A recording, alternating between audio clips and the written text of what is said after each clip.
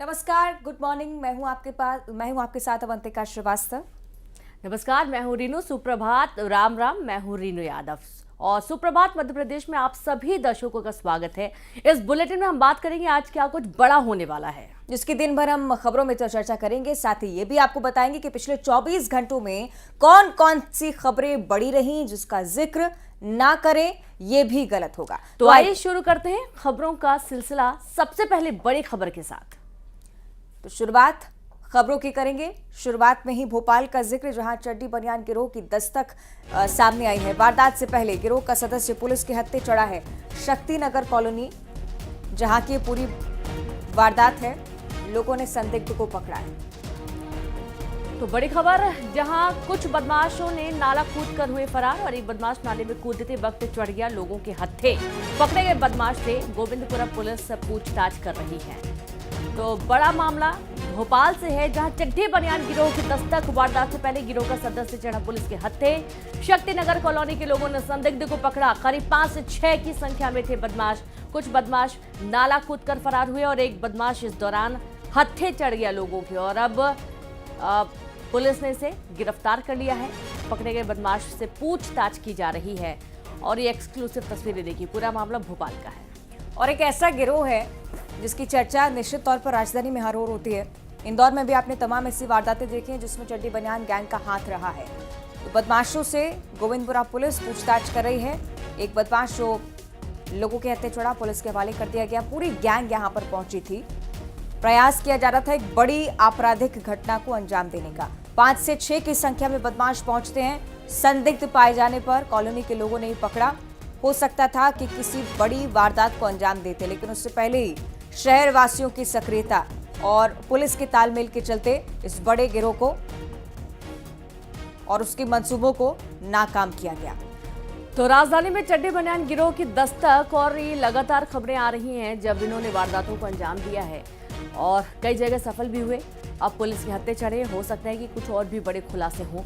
हो सकता है कि जो पूरा गिरोह है वो भी हत्थे चढ़े। अब बदमाश से गहनता से पूछताछ की जा रही है।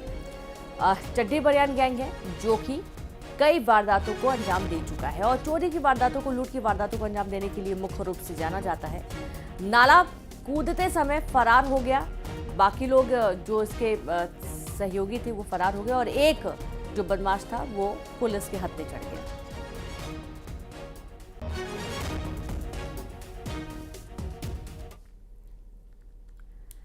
तो ग्वालियर में फिर दंडवत हुए ऊर्जा मंत्री। जनता और सिंधिया के सामने ऊर्जा मंत्री प्रद्युम्न सिंह ने जमीन पर मत्था टेका। आप जानते हैं प्रद्युम्न सिंह तोमर को आप अक्सर ही अपने अलग अंदाज के लिए जाने जाते हैं, और एक बार फिर से एक ऐसी तस्वीर सामने आई है जिसने अपनी ओर ध्यान खींचा है। सिंधिया का आभार भी व्यक्त करते हुए अक्सर आपको नजर आए। एक बार फिर से इसी प्रकार से नतमस्तक हो गए।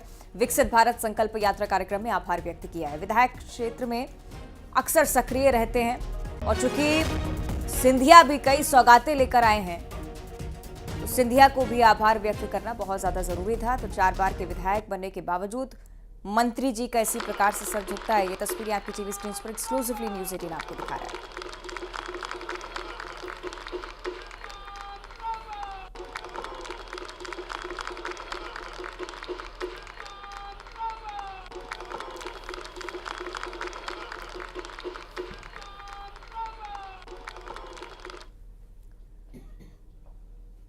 और मध्य प्रदेश में भाजपा अनुशासन समिति की भी बैठक आज होने वाली है। चुनाव में भितरघात की शिकायतें मिली, हो सकता है कि इसके बाद कार्रवाई का सिलसिला भी सामने आए। तो भितरघातियों पर कार्रवाई की तैयारी की जा रही है। बागियों के खिलाफ एक्शन ले सकती है पार्टी। बैठक में प्रदेशाध्यक्ष विष्णुदत्त शर्मा समेत कई नेता रहेंगे मौजूद। संगठन महामंत्री हितानंद भी रहेंगे मौजूद। प्रदेश स्तरीय अनुशासन समिति के अध्यक्ष वेद प्रकाश शर्मा, प्रदेश कार्यालय प्रभारी भगवान दास सबनानी होंगे शामिल।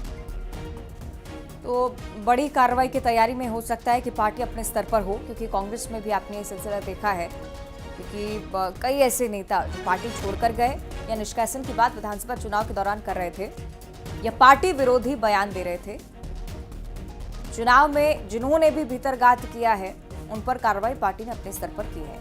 बीजेपी में भी हो सकता है कि आप ये सिलसिला देखें, क्योंकि अनुशासन के मापदंडों में सबसे ऊपर भारतीय जनता पार्टी रही है। कैडर बेस्ड पार्टी मानी जाती है और जो निर्देश आला कमान की तरफ से आता है उसे जमीनी स्तर पर फॉलो करना सभी अपना दायित्व भी समझते हैं।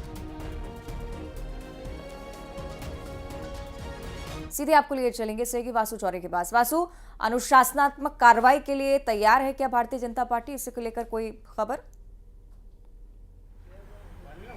निश्चित तौर पर देखिए, बीजेपी में भी बहुत सारी शिकायतें जो हैं विधानसभा चुनाव के दौरान प्राप्त हुई थी कि कई ऐसे नेता हैं, कई ऐसे लोग हैं जो पार्टी के लिए काम ना करके पार्टी के खिलाफ काम कर रहे हैं, पार्टी की विचारधारा के खिलाफ कर रहे हैं, पार्टी के जो घोषित कैंडिडेट हैं, जो घोषित प्रत्याशी हैं, उनके खिलाफ काम करने का जो आरोप है वो उन पर कहीं ना कहीं लगा था और कांग्रेस को मदद पहुंचाने के जो आरोप हैं वो लगे थे। ऐसी तमाम सारी शिकायतें जो है बीजेपी अनुशासन समिति के पास पहुंची है और बीते समय में अगर देखा जाए अवंतिका, तो बीजेपी की कामयाबी का सबसे बड़ा कारण रहा है पार्टी के अंदर का अनुशासन। उसी अनुशासन को बनाए रखने की पार्टी एक बार फिर से अब कवायद कर रही है। अनुशासन समिति की आज बैठक है और उन तमाम शिकायतों पर चर्चा होगी जो विधानसभा चुनाव के दौरान अलग अलग नेताओं के खिलाफ, पदाधिकारियों के खिलाफ प्राप्त हुई थी। जानकारी के अनुसार ऐसी 100 से ज्यादा शिकायतें हैं और 25 बड़े नेताओं के नाम भी शामिल हैं जिनके खिलाफ जो है बीजेपी को शिकायत मिली है और अब इन सब पर सख्त कार्रवाई, सख्त एक्शन जो है वो बीजेपी ले सकती है। इन्हें कारण बताओ नोटिस जारी कर सकती है और फिर अगर ये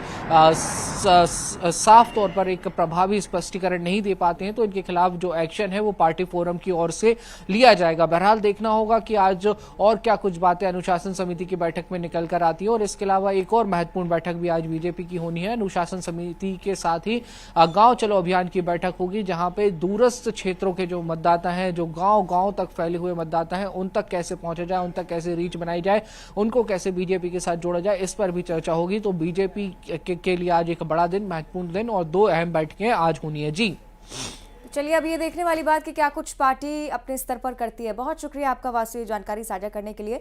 तो आप देख रहे हैं किस प्रकार से भारतीय जनता पार्टी लगातार इस चीज को कहीं ना कहीं रिफ्लेक्ट करने का प्रयास भी करती है कि अनुशासन तक अगर कोई नहीं पहुंचेगा, इस मापदंड को अगर कोई नहीं मानेगा तो बहुत कड़ी कार्रवाई आगे हो सकती है। बिल्कुल। और अगली खबर का रुख करेंगे, बात करेंगे ईवीएम पर सवाल उठाने पर केंद्रीय मंत्री ज्योतिरादित्य सिंधिया ने दिग्विजय सिंह पर निशाना साधा। सिंधिया ने कहा कि दिग्विजय सिंह जी को मध्य प्रदेश की जनता ने बार बार जवाब दे दिया है, फिर भी वो मानने के लिए तैयार नहीं है। उन्होंने कहा कि पूरे देश और विश्व में भगवान श्री राम अयोध्या पधार रहे हैं और असम में कांग्रेस के कार्यकर्ता पत्थर फेंक रहे हैं। क्या यही इनका भारत जोड़ो है? उनकी मोहब्बत की दुकान में सिर्फ नफरत का सामान है। साथ ही उन्होंने दावा किया कि पूरे देश में पीएम नरेंद्र मोदी के नेतृत्व में तीसरी बार 500% के साथ सरकार बनने जा रही है।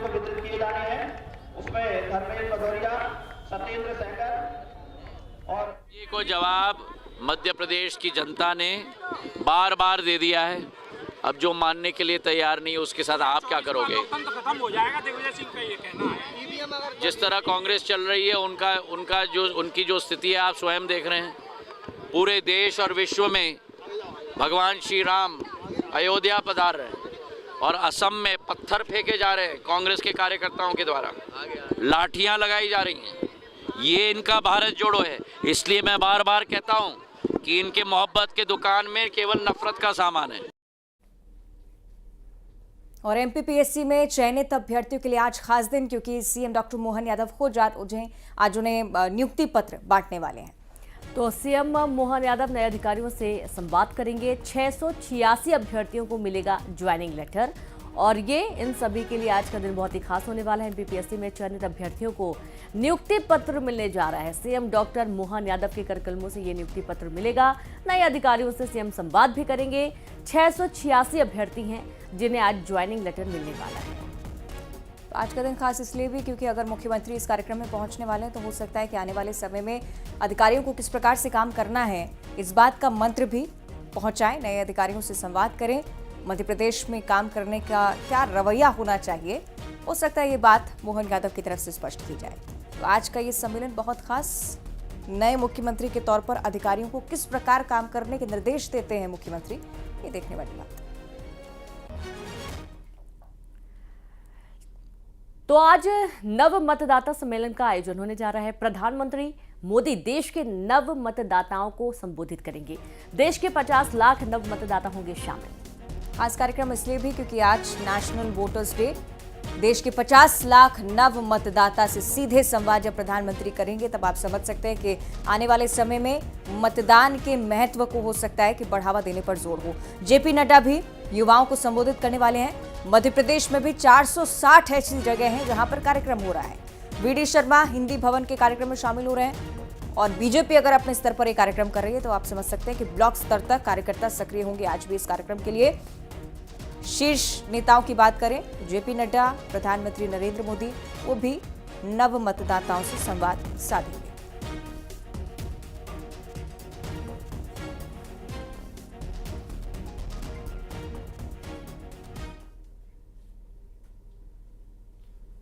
और अब जिक्र करेंगे सागर जिले का, जहां की पुलिस एक्शन मोड में नजर आ रही है। पुलिस ने स्टंट बाजों को धर दबोचा है। तो एलिवेटेड कॉरिडोर पर कर रहा था स्टंट। सोशल मीडिया पर वायरल हुआ वीडियो। पुलिस ने युवक को जैसी नगर से पकड़ लिया। नियमों के उल्लंघन पर यह चालान काटा गया और एक बार तस्वीरें भी आप देखिए जब स्टंट करता हुआ युवक कैमरे में कैद हुआ और सोशल मीडिया पर यह वीडियो वायरल हुआ। पुलिस ने इसे धर दबोचा और चालान तो काटा ही गया, साथ ही उचित कार्रवाई भी की जा रही है। लगातार इस प्रकार का संदेश देने का प्रयास पुलिस की तरफ से कि यातायात नियमों का पालन करना बहुत जरूरी है। अगर नहीं होता है तो सख्ती के साथ कार्रवाई के लिए भी फिर तैयार रहें। और ऐसे स्टंट जब रोड पर किए जाते हैं तो जाहिर सी बात है खुद की जान से तो खिलवाड़ होता ही है। आसपास निकल रहे लोगों को भी कई बार इसका खामियाजा भुगतना पड़ता है। अब रोक लगाने के तमाम प्रयास पुलिस की तरफ से। तो उज्जैन के ज्ञानोदय स्कूल में हंगामा हुआ। बजरंग दल के कार्यकर्ताओं ने नारेबाजी की। छात्रों ने स्कूल प्रबंधन पर आरोप लगाए। राम का नाम लेने पर हमें मारा जा रहा है, छात्रों की तरफ से कहा गया। तिलक लगाकर अगर जाते हैं तो पिटाई कर दी जाती है। स्कूल अधीक्षक पर कई गंभीर आरोप छात्रों की तरफ से। बौद्ध धर्म अपनाने के दबाव की बात कही है। एक और ऐसा मामला जिसमें छात्रों की तरफ से आरोप है कि हमारे धर्म से इतर किसी और धर्म का पाठ पढ़ाया जा रहा है।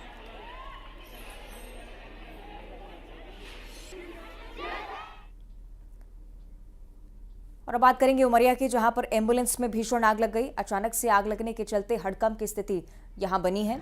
जिला अस्पताल परिसर में एम्बुलेंस खड़ी हुई थी और उसके बाद इसमें धीरे धीरे कर आग फैलती गई। तो परिसर में एम्बुलेंस थी और आग लगने से हताहत कोई नहीं हुआ है, ये अच्छी बात है। फायर ब्रिगेड ने आग पर काबू पा लिया। और एक बार तस्वीरें भी आप देखिए। एक बार ही नजर डालेंगे तो देखेंगे कि भीषण आग है, लेकिन समय रहते इसे बुझा लिया गया। कोई जनहानि नहीं हुई और आग लगने से कोई हताहत नहीं हुआ, लेकिन एम्बुलेंस पूरी तरीके से जलकर खाक हो गई। फायर ब्रिगेड ने आग पर काबू पाया।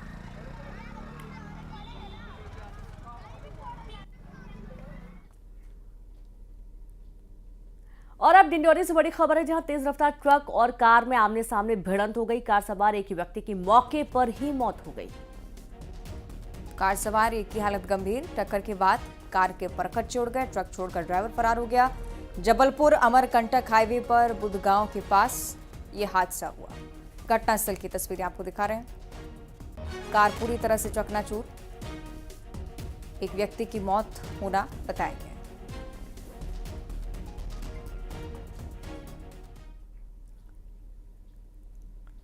और अब अयोध्या से बड़ी खबर है, जहां सूत्रों के हवाले से खबर है कि रामलला की प्राण प्रतिष्ठा के दिन ही रामलला को मिला 3 करोड़ 17 लाख का चढ़ावा। अपने आप में मात्रा बहुत बड़ी। भगवान रामलला के प्रति लोगों का ये समर्पण भी दर्शाता है। प्राण प्रतिष्ठा के दिन रामलला के मंदिर के परिसर में 10 दान काउंटर रखे हुए थे। राम भक्तों ने प्राण प्रतिष्ठा के मौके पर आकर ऑनलाइन भी कई लोगों ने दान भेजा और कुछ जो आए थे उन्होंने खुद दान पेटी में दान डाला है। तो 23 जनवरी को 5 लाख से ज़्यादा राम भक्तों के पहुंचने का ये सिलसिला आपने देखा है। 2 लाख से ज़्यादा लोगों ने, कल भी भक्तों ने दर्शन किए रामलला के। और उस बीच चढ़ावे की जब काउंटिंग की गई तो 3 करोड़ 17 लाख के आसपास ये रकम निकली है।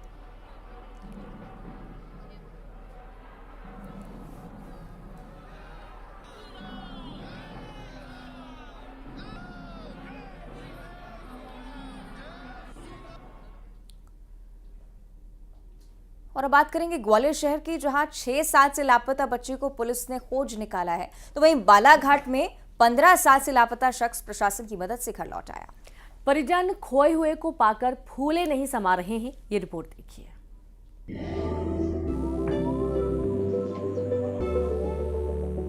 मां के गले लगकर रो रहे ये हैं ग्वालियर के आशु राजपूत। 6 साल पहले पिता की डांट से नाराज होकर घर छोड़ दिया, मुंबई पहुंचे और वहीं होटल में काम करने लगे। ग्रेजुएशन किया, साथ ही रियल एस्टेट में नौकरी भी की। घर वालों ने खोजने की पूरी कोशिश की लेकिन पता नहीं चल पाया। लेकिन पुराने आधार कार्ड से पुलिस ने आशु का पता लगा लिया और वो अब घर लौट आए हैं। 2018 से लंबित होने के कारण पुलिस अधीक्षक महोदय द्वारा 10,000 रुपये का इसकी दस्तियाबी पर इनाम घोषित किया गया था। हम लोगों ने उसमें पुनः परिजनों से पूछताछ की और आधार कार्ड से पता चला कि इसकी लोकेशन वर्तमान में जो सिम इसने इशू कराई थी वो मुंबई में है। पुलिस ने एक टीम बनाकर थाना हजीरा से मुंबई गई और उसकी दस्तियाबी की है, परिजनों से मिलाया है। बच्चा और परिजन दोनों ही भावुक हैं। हाथ जोड़े ये ब्रजलाल हैं। बालाघाट के नक्सल प्रभावित सोमटोला के रहने वाले ब्रजलाल 37 साल की उम्र में घर से मजदूरी करने निकले और 15 साल तक ये लापता रहे। घर वालों ने मृत समझकर अंतिम संस्कार कर दिया, लेकिन वो घर जिंदा लौटे, एक सामाजिक संस्था और पुलिस की मदद से। दरअसल अनपढ़ ब्रजलाल नागपुर में काम कर रहे थे, लेकिन घर की याद आने पर घर जाने के लिए निकले, भटक गए और 15 साल अलग अलग राज्यों में भटकते रहे। घर वाले भी उनको भी पढ़े लिखे लोग हैं नहीं। इनके घर वाले केवल जिले में ही अपने रिश्तेदारियों में ढूंढते रहे इसे, बाकी बाहर तो ढूंढने का कोई प्रयास नहीं किया गया, क्योंकि उनको बाहर जाकर कैसे ढूंढें उसका कुछ ये भी नहीं था। यहाँ तक कि इन्होंने गुमशुदगी की रिपोर्ट तक दर्ज नहीं करवाई थी और इस बीच ये चले गए अपने साथी के साथ और बिछड़ने के बाद में अब इनको बालाघाट का पता नहीं, बैहर का पता नहीं, केवल गाँव का नाम जानते थे ये, सोनटोला और पाथरी उतना ही जानते थे आजू बाजू का, लेकिन उस आधार पे तो इन्हें दूसरे प्रदेश वाले सर्च नहीं कर सकते थे, तो इस कारण से वो ये घूमते रहा। दोनों ही मामलों में पुलिस ने बड़ी भूमिका निभाई। ब्रजलाल के मामले में सामाजिक संस्था ने मदद की और परिवार को उनकी खुशियां लौटा दी।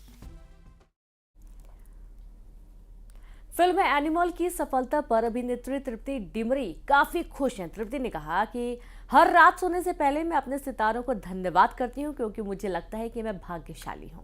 फिल्म की सफलता को लेकर कहा है कि मुझे नहीं पता था कि लोग मेरे किरदार से इतने प्रसन्न होंगे। Honestly gotten a very overwhelming response for Animal, and I thank my stars every night before I go to sleep for whatever's happened, because I just feel that I got lucky, and I feel that it's a very special moment in my life. And yeah, I mean, I'm very, very happy and very, very it feels good, when you work and your audiences connect with you. This is what you work for, and this is what you want from the audience when the film comes out. So I think it is a very satisfying feeling, and I'm very happy and grateful. और चलिए अब देखेंगे Madhya Pradesh top 20 खबरें।